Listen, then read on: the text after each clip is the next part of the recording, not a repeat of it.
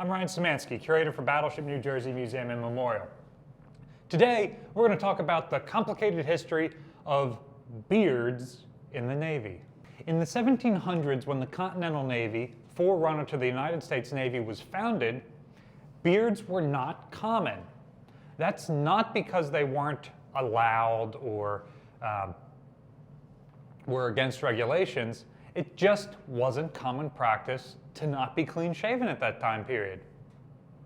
While beards were uncommon, long hair was extremely common.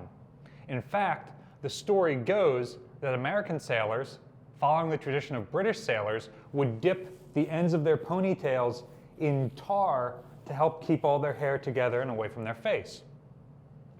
And that was the style on shore, but it certainly makes sense that on a ship, cutting your hair, it's not the easiest thing in the world, so it's easier to just let it grow out until you go to shore the next time. So get it all glued together, keep it out of your face while you're doing work, everything's great, right? Over the first half of the 1800s, however, beards started coming into style, particularly among gentlemen.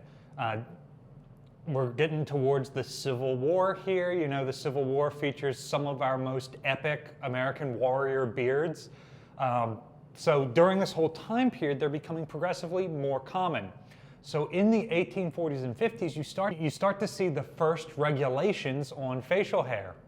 Initial regulations ban things that only cover part of your face, mustaches, imperials, things like that, and they require beards to be neatly trimmed or completely clean shaven.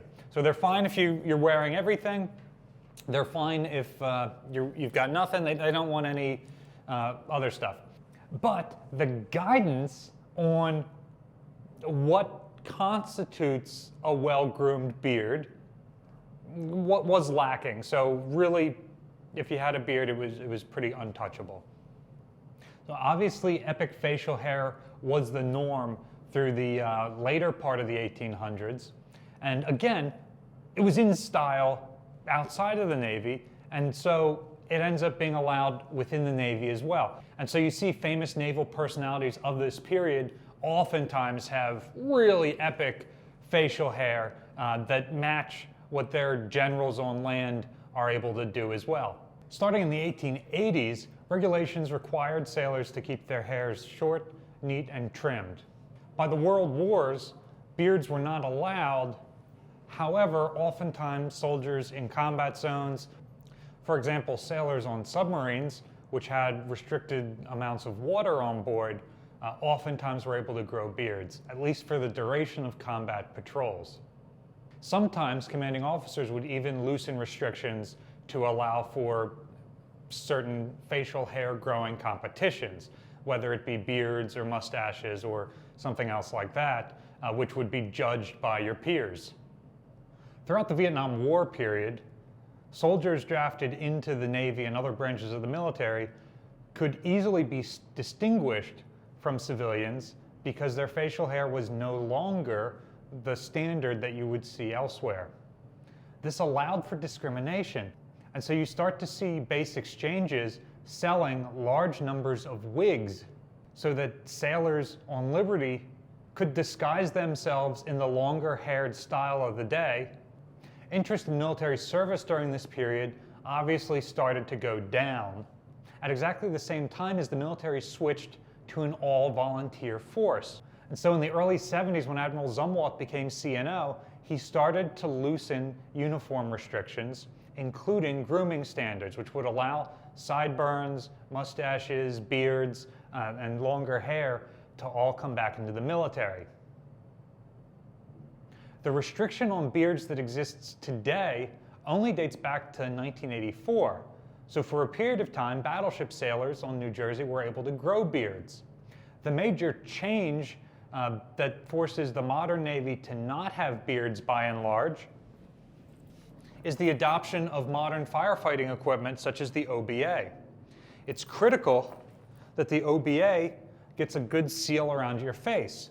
And depending on the type of facial hair you have, that may prevent this from getting an airtight seal, which might endanger you during damage control operations.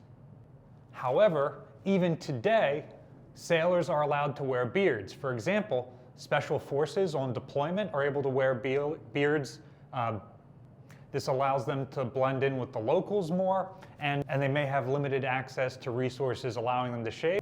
Also, sailors who have skin conditions that pop up when they shave, which would prevent their OBAs from getting a good seal on their face anyway, can get permission slips that allow them to go without shaving.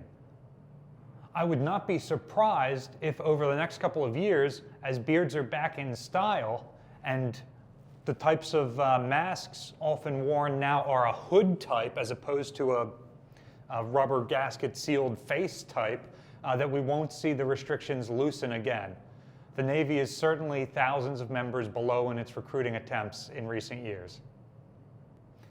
So, what do you think? Should sailors be allowed to wear beards? Let us know in the comment section down below.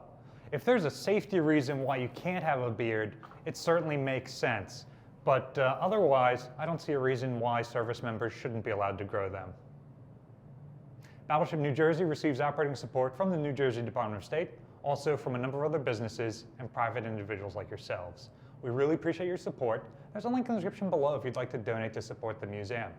You can also support us by liking, sharing, and subscribing so more people find about us on the channel. Thanks for watching.